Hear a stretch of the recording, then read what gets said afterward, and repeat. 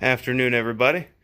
So if you've ever had to deal with a propeller shaft CV joint on a Ford Escape, hopefully you didn't end up like this and you managed to keep the thing together. If you're ever doing, like I was, carrier bearing and your U-joints for this drive shaft here, it's highly advisable to pull this whole thing off together and not let it fall apart, because it's possible to get together, and there's some other links to videos out there for it, but it is not easy. And it probably would have been easier if I'd cleaned the grease off, but I didn't want to lose all this grease because I didn't have matching grease for it, and I didn't want to have to, clean it and then find new grease, buy the grease, and put it up. Anyway, it's a frustrating situation, and ended up just giving up, saying, screw it, I hope when I buy a new joint it comes together. So I got an APW. This is from a manufacturer that I love that you might recognize, but or not a supplier.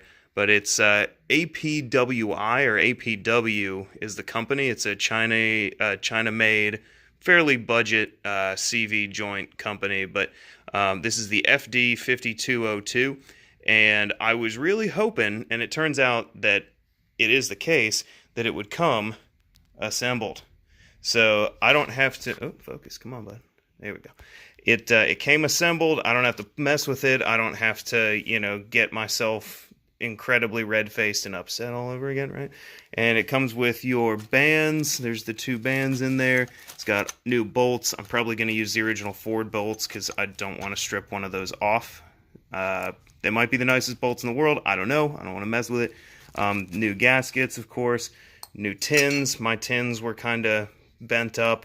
My vehicle was a beach vehicle and is just insanely rusty, so I ended up having to beat the body of the joint off with a hammer. There was no way it was coming off with the drive shaft. So anyway, long story short, luckily the thing does come assembled.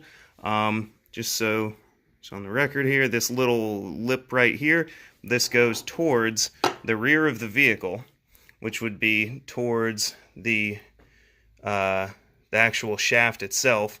This flat surface here is what seals with this tin that has the opening for the shaft there, and then on the back side is where, and I'm not certain why exactly that little depression needs to be machined in there, but at any rate, you get it on your spline shaft, and then you put your clip on there, and on the very front, then inside of there goes another gasket and this little cappy doodle, and this goes into the transfer case unit, the PTO, whatever you want to call it. I've heard it called different things, but the thingamajig that sends power to the rear wheels.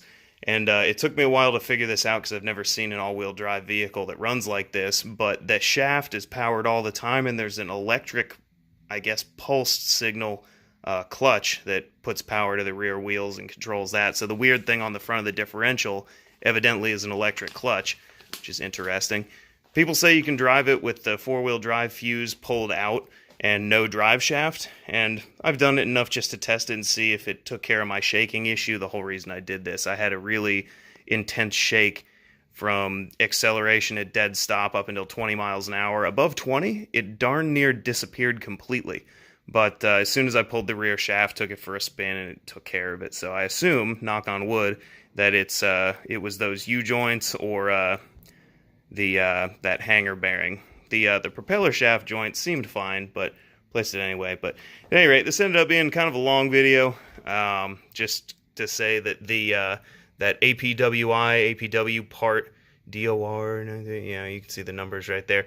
Whatever number it's cross-referenced to for the company that you're buying it from, it comes pre-assembled, and you don't have to mess with it. $40, that's worth it to me. Good luck.